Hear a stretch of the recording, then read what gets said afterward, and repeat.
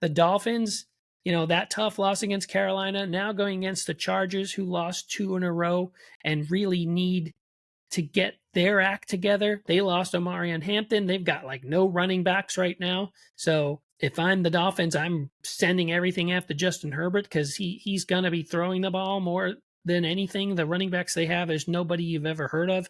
And I don't see how they can depend on that. They've got a banged up offensive line as well. So run blocking is a problem. The Dolphins, Mike McDaniel, I think the Mike McDaniel getting fired watch is on. He stumbles and bumbles through all of his post-game press conferences. He really looks confused. I don't know if it's a thing. I don't know if he's doing it on purpose, trying to be cute or funny. He thinks it's funny. But I don't know if I'm a Dolphins fan and I'm watching him stumble through every press conference looking for answers, doesn't have words to even speak complete sentences. I think the guy he's just confused at what's going on, and he just doesn't. I don't think he knows what to do at this point. I mean, they should have won that game in Carolina. That was a tough loss. Turnovers again. Turnovers are a problem. Turnovers. Jaguars and Seahawks. That should be a solid game this week. The Jaguars are 4-1. The Seahawks are 3-2.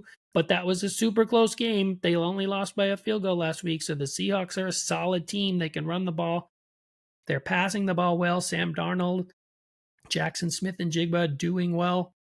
They've got 2 good running backs in Seattle. Their defense seems pretty solid, although they did give up 38 points last week. So, got to watch that. That should be a good game. I mean, if the Jaguars go to 5-1, hey, you got Jacksonville, you've got something going on down there.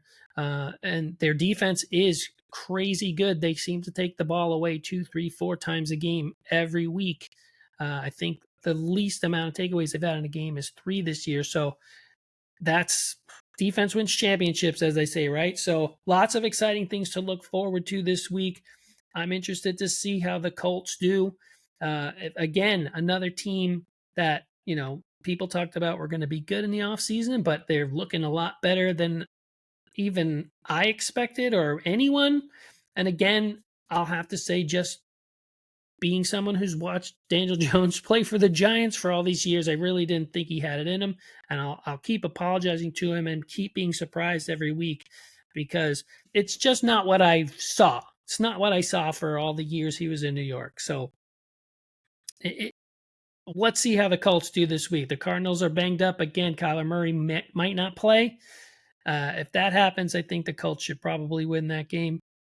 But we'll see how that goes. I mean, every week you think one thing's going to happen and another thing's going to happen. I didn't think the Cardinals were going to lose last week.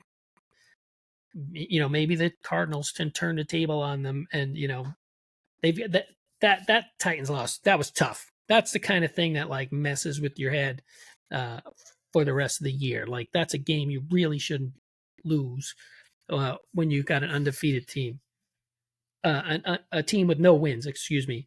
You shouldn't lose that game. The Cardinals shouldn't have lost that game last week, and now they got the Colts. This is going to be a tough game for the Cardinals, especially if there's no Kyler Murray. Cowboys and the Panthers. Rico Dowdell called out the Cowboys after the game, said, "Buckle up, get ready."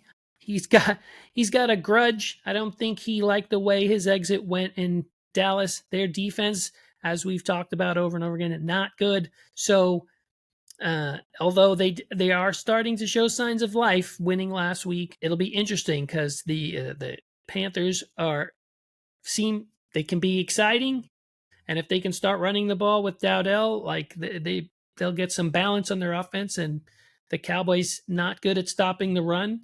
So it could be a recipe for disaster, another revenge game.